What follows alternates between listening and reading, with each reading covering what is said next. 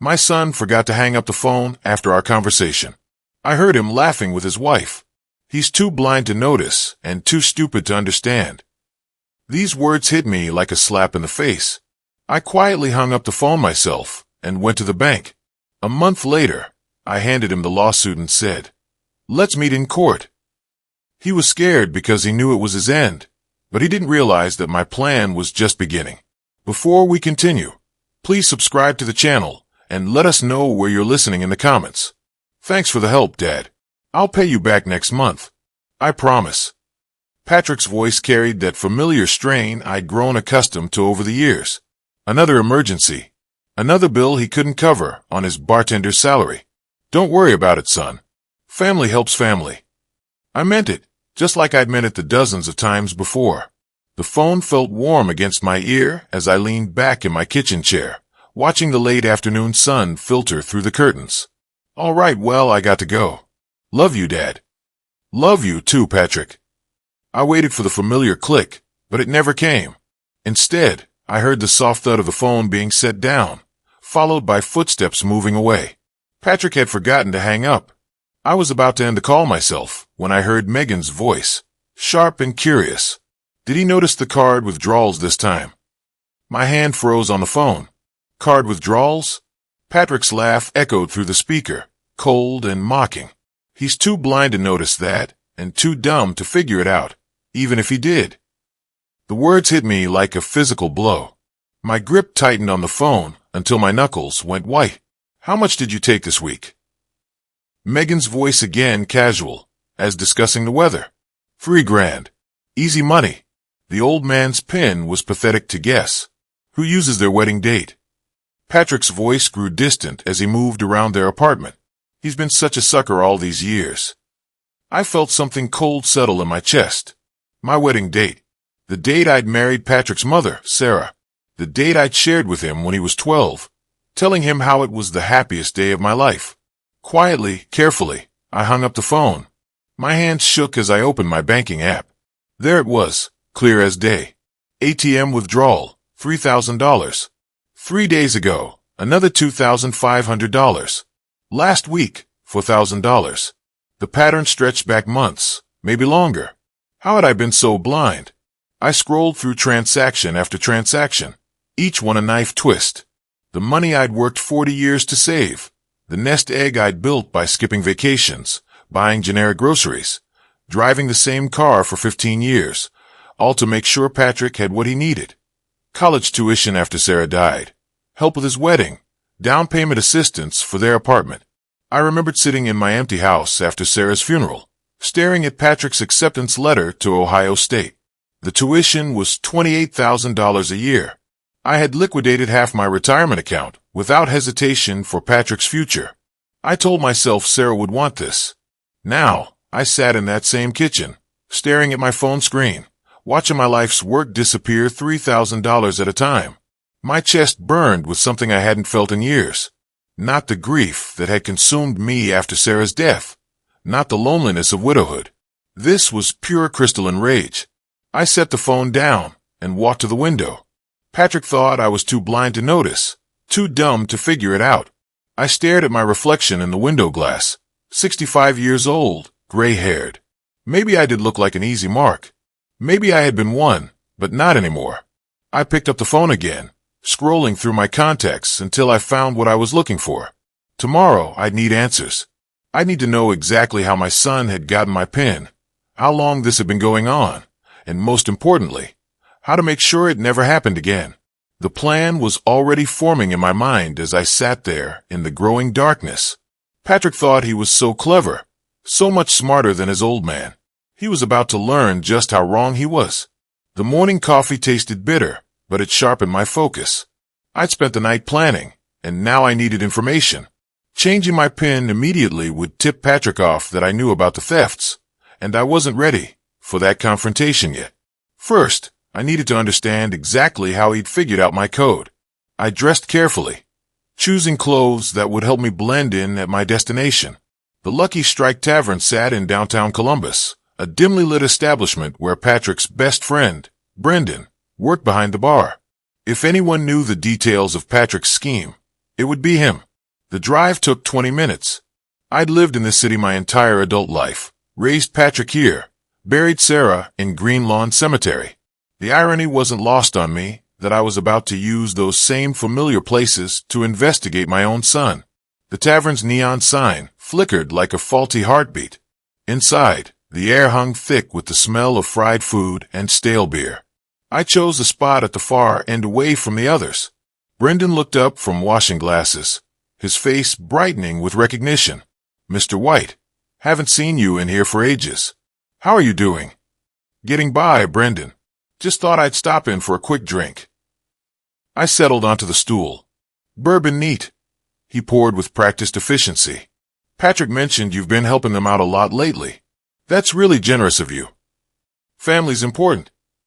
I took a sip. "Speaking of which, how's Patrick handling his finances these days? He seems less stressed about money lately." Brendan's expression shifted slightly.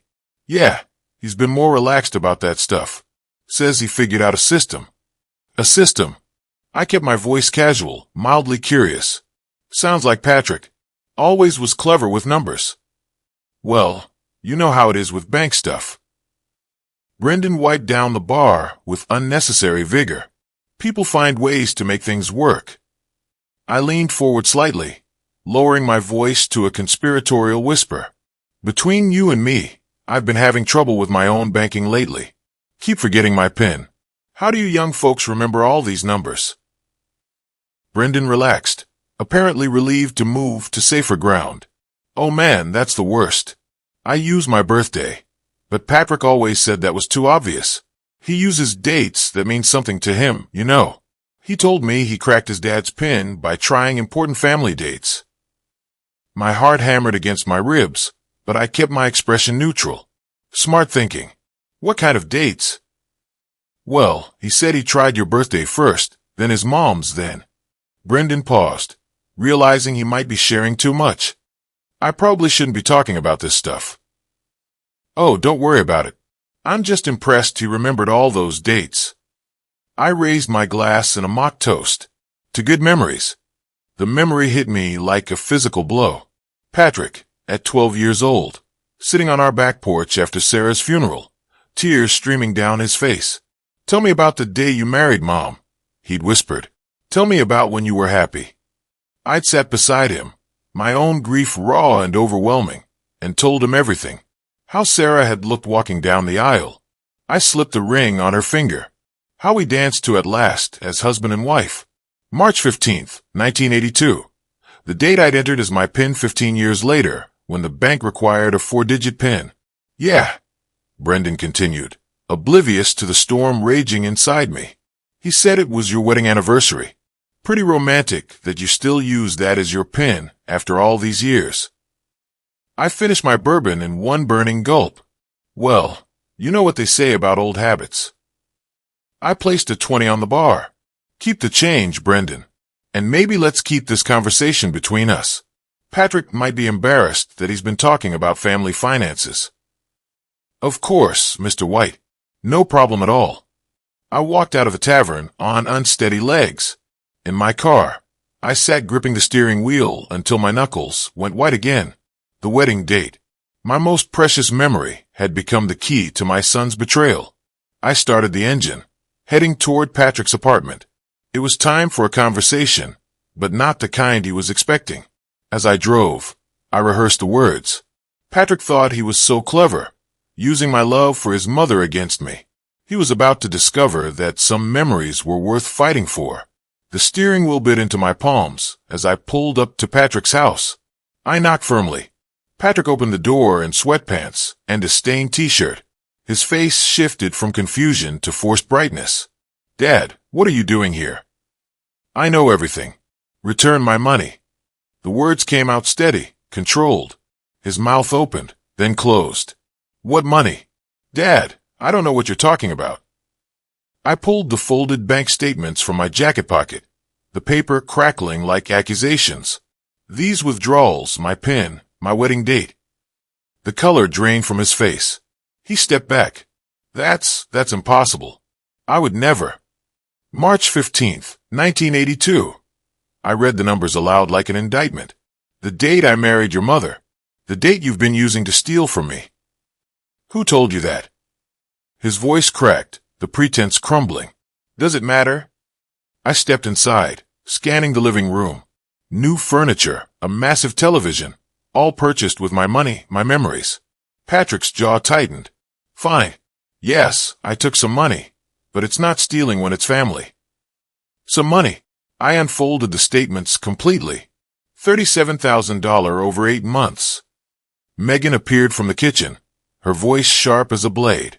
Patrick, what's going on? Your father-in-law knows about our PIN arrangement. Arrangement? The word tasted bitter. Is that what we're calling theft now? Megan crossed her arms, her stance defiant. You have more money than you know what to do with, sitting alone in that big house. At least Patrick put it to good use. Good use. I looked around the room again. Like that television? Those leather chairs. Patrick's shoulders squared, defiance replacing shame. You should be grateful it was me, and not some stranger. At least the money stayed in the family. Grateful. I repeated the word like I was tasting something rotten. Look, Dad, you're getting worked up over nothing.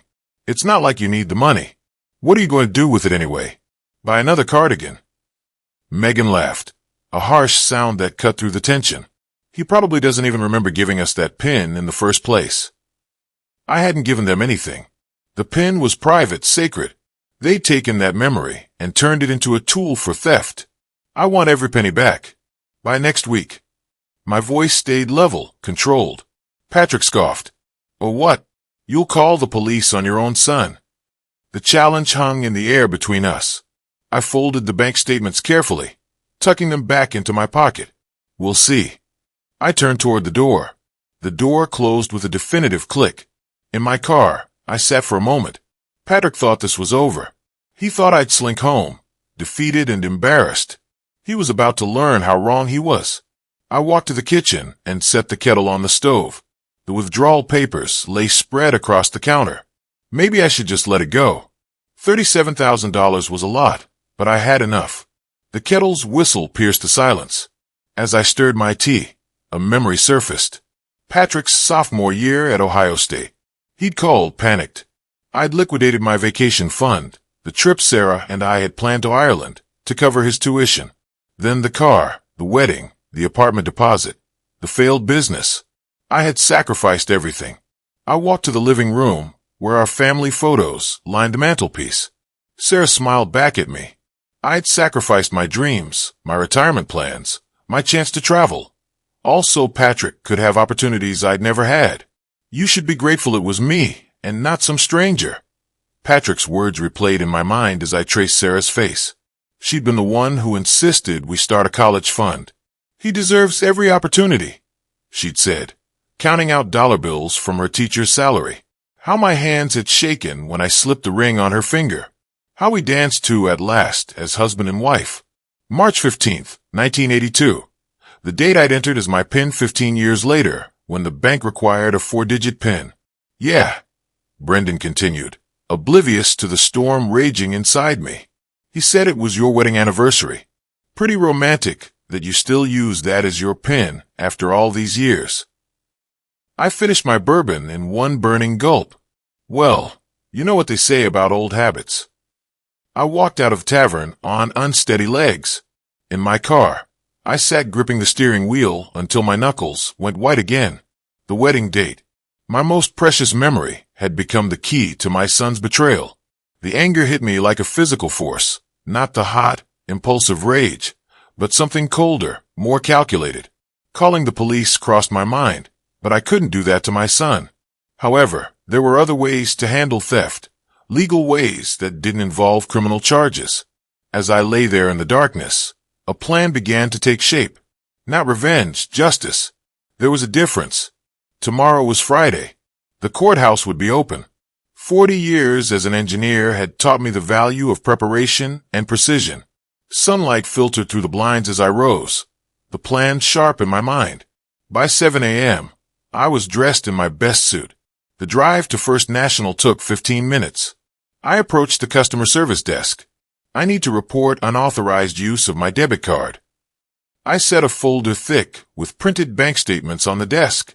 Within minutes, I sat across from Michael Harrison, the security manager.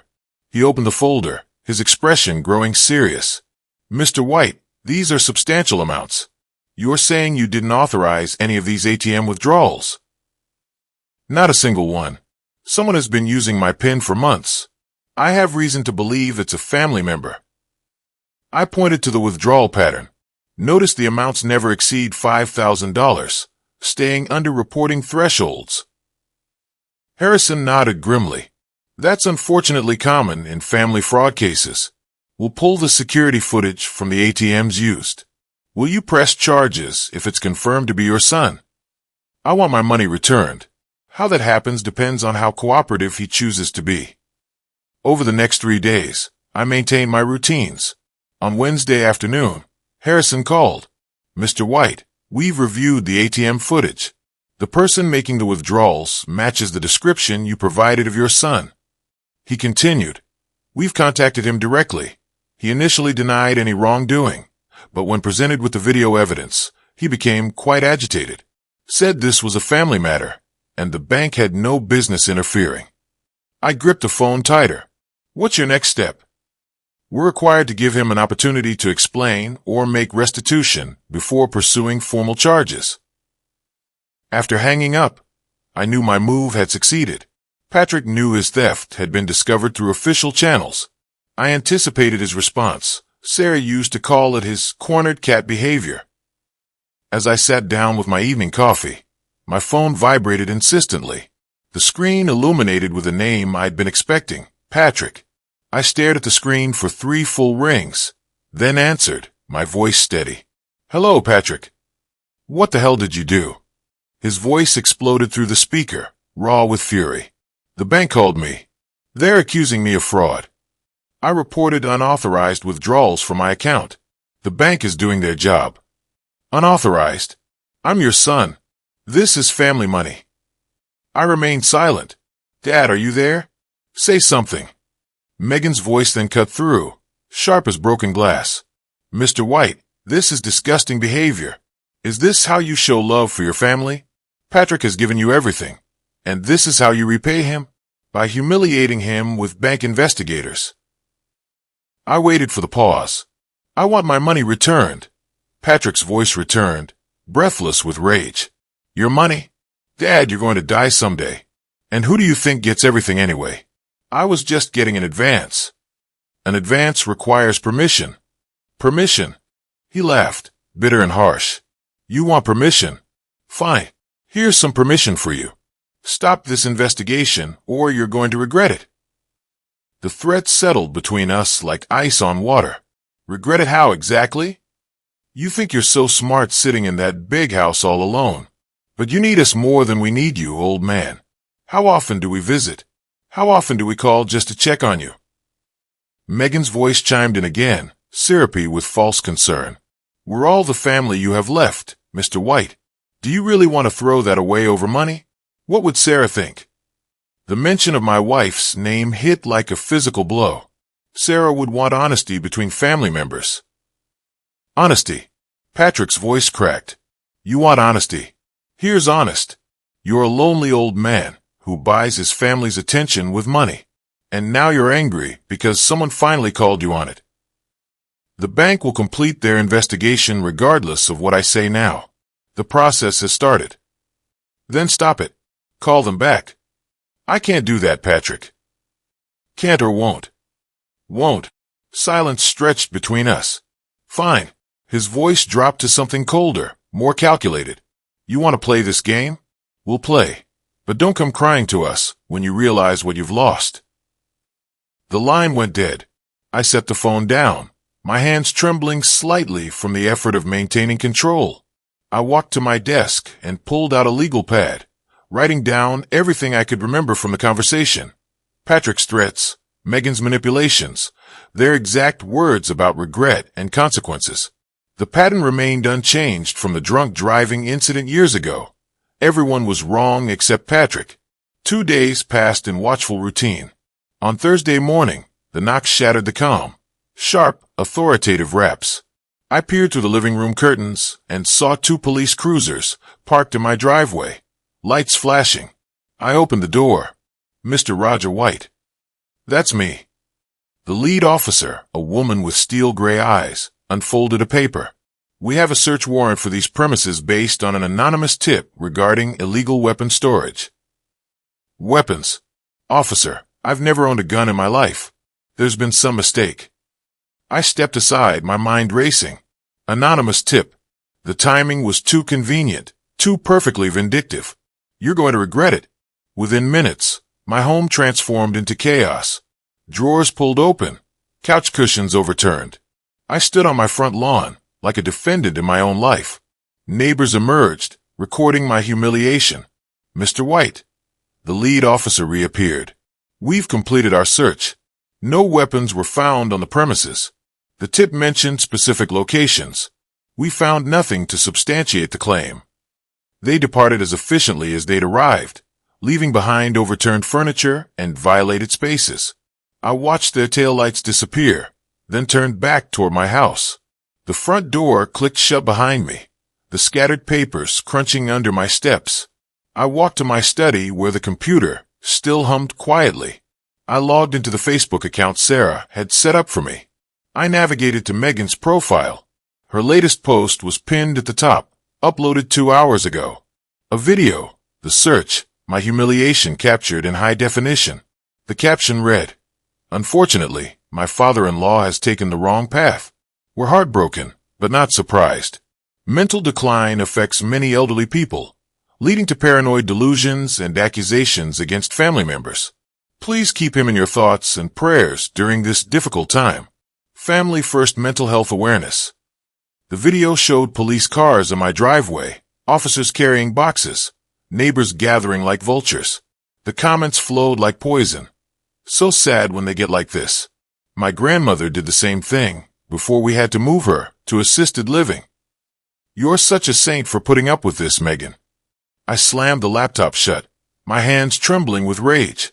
The phone rang my bank. Mr. White, this is Michael Harrison from Fraud Investigation. I wanted to update you on your case. What's the status? Well, it's taking longer than expected. These family matters are complicated. We've spoken with your son again, and he's maintaining his position that the withdrawals were authorized. Authorized? My voice rose. I told you they weren't. Yes, but without additional evidence or a criminal complaint, our options are limited. Recovering funds already withdrawn. He trailed off diplomatically. What you're telling me is that you won't help. We're doing everything we can within our guidelines, Mr. White. Perhaps this is something better resolved within the family. I hung up without another word. The bank was out. The family resolution option was a lie. I opened the laptop again, stared at the post, and made a decision. If they wanted to play in public, we'd play in public. But this time, I'd control the narrative. I pulled out a legal pad. 40 years as an engineer had taught me that every problem had a solution if you approached it with the right tools and sufficient patience. First step, documentation. I downloaded a call recording app.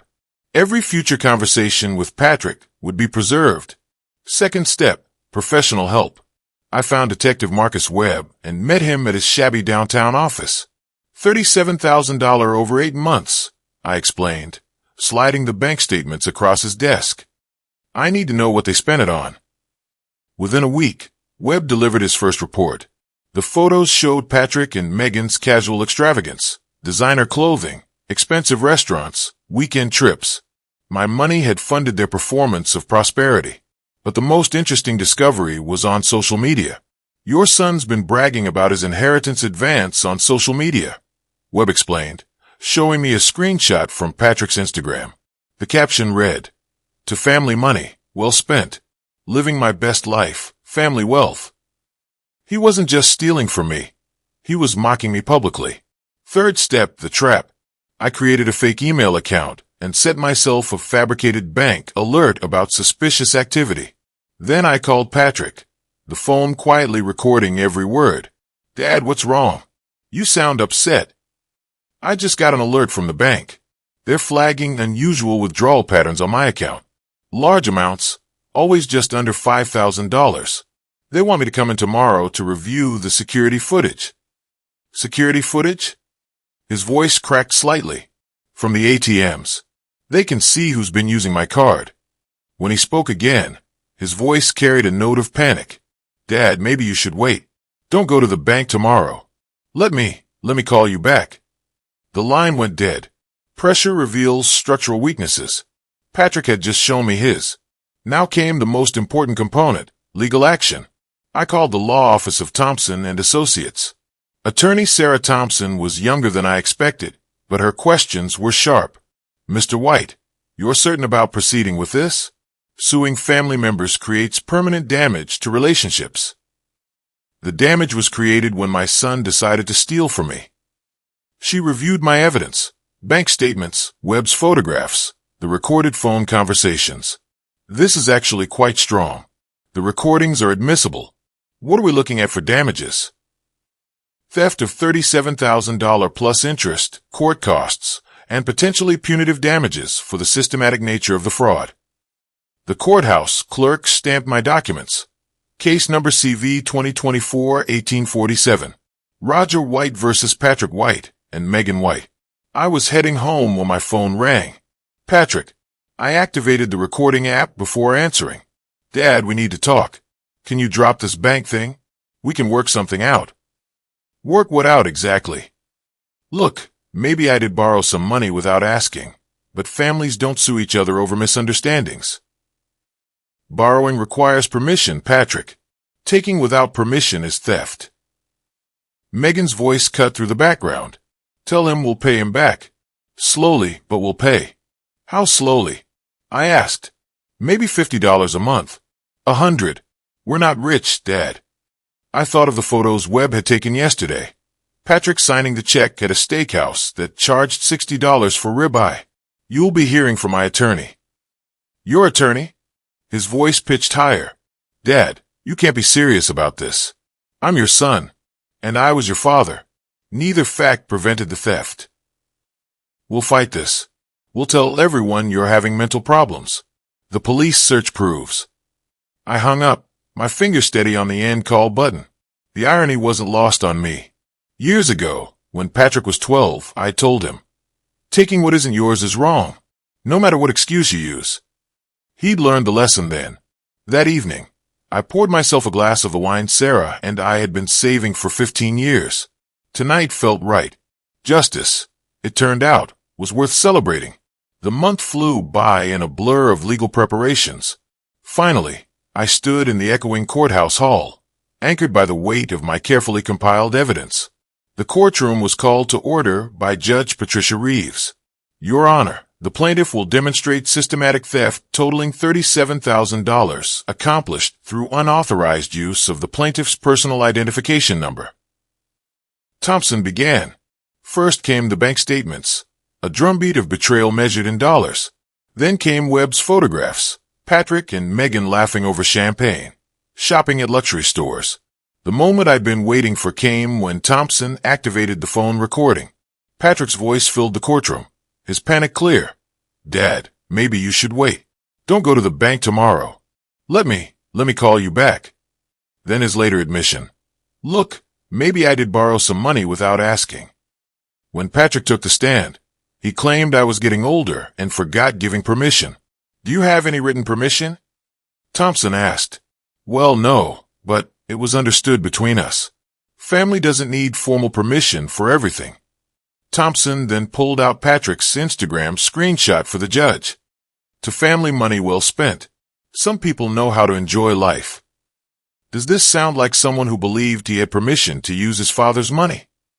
Megan's testimony was worse. She cried on cue, claiming they'd only taken money for necessities, while photos of their luxury purchases glowed behind her. Judge Reeves deliberated for less than 10 minutes. I find the evidence overwhelming. The defendants systematically stole from the plaintiff using personal information obtained through family trust. The gavel struck. Judgment for the plaintiff in the amount of $37,000 in restitution, plus court costs, attorney fees, and a penalty of $10,000 for the systematic nature of the fraud. Total judgment, $52,000. I sat perfectly still, letting the victory settle into my bones. As we filed out, Patrick caught my arm. "Dad, please. We can't pay this. You're destroying us." "You destroyed yourselves," I said quietly. "I just provided the evidence." The enforcement notice arrived within a week, announcing the beginning of Patrick and Megan's financial reckoning. Wage garnishment, asset seizure, bank account freezes, the legal machinery was running. I watched their unraveling from a careful distance. First came the BMW, parked on the street with the "for sale" sign taped to the windshield. 2 days later, Webb called. They're liquidating everything they can. Estate sale this weekend. Furniture, electronics, jewelry. Word is they're behind on rent and facing eviction. How much have they raised? Maybe $8,000 so far. They've got a long way to go. What final action do you think Roger White should take regarding his relationship with Patrick and Megan once the debt is paid? Or should he maintain his current distance? The social media posts had stopped completely. Megan's Instagram, once filled with restaurant photos and vacation posts, now sat silent. Their last public performance had been their courtroom defeat. I received my first payment on a Tuesday. A check for $1,500 drawn on Patrick's checking account with court-ordered payment written in the memo line. The irony was perfect. Money flowing back to me through the same bank where Patrick had convinced them I was too senile to notice systematic theft. That afternoon, my phone rang. "Megan, Mr. White, please, can we talk? We know we made mistakes, but $52,000 will ruin us. Patrick lost his job because his boss found out about the lawsuit. I'm pregnant. Please." Her voice carried genuine desperation now, stripped of the manipulation I'd grown accustomed to. "Megan, you had months to return what you stole. You chose threats and humiliation instead. But the baby, your grandchild. Any child deserves parents who understand the difference between right and wrong. Maybe this experience will teach you both that lesson." I hung up and sat quietly in my kitchen. Now Patrick worked construction for half his bartender wages. His fancy watch sold to a pawn shop. Megan had moved back with her mother, their apartment lost to missed rent payments. The courthouse judgment had stripped away their stolen prosperity, revealing the emptiness underneath. By summer's end, they'd managed to pay back $23,000 through liquidated assets and garnished wages. The remaining $29,000 would take years to collect. I deposited their latest payment, a money order for $800, and drove home. In my driveway, I sat for a moment looking at the house Sarah and I had built together. The phone call that started this journey felt like something from another lifetime. But the silence was different now. Not the hollow echo of loneliness, but the satisfied quiet of problems solved and accounts balanced. I walked inside and pulled out my checkbook to update the register. $52,000 awarded, $23,000 collected, $29,000 still owed. The mathematics of justice calculated in dollars and consequences. Sarah's picture smiled at me from the mantelpiece. I'd honored her memory by refusing to accept theft disguised as family loyalty. Outside my window, the neighborhood settled into its evening routine. Inside my house, the silence felt like victory, given the depth of the betrayal, the threats, and the malicious public humiliation orchestrated by Patrick and Megan, the false social media post and police tip. Roger White should maintain his current distance and continue to enforce the collection of the full $52,000 judgment. Here is the reasoning. Betrayal and manipulation. Patrick and Megan actively engaged in systematic theft, then escalated the conflict with threats and public defamation, the police search, and mental decline post. Megan's final desperate call attempting to use the unborn baby as leverage confirms that the core pattern of manipulation remains, despite her current desperation. No genuine remorse. While they are desperate to stop the legal action, their regret is focused on the consequences, $52,000, rather than the action, stealing from Roger. A true sign of remorse would have been offering the full restitution before the lawsuit or before the bank investigation. Protection of boundaries. Roger successfully established a firm boundary that theft is theft, regardless of family ties. Releasing the debt or re-engaging them would undermine this crucial boundary and invite future exploitation.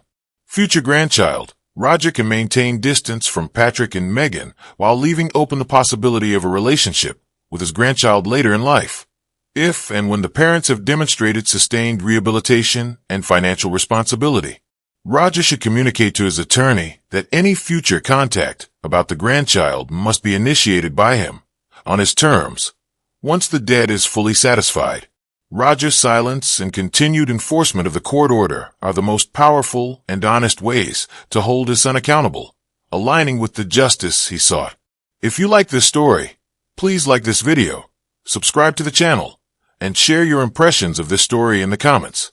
To listen to the next story, click on the box on the right. Thank you for watching.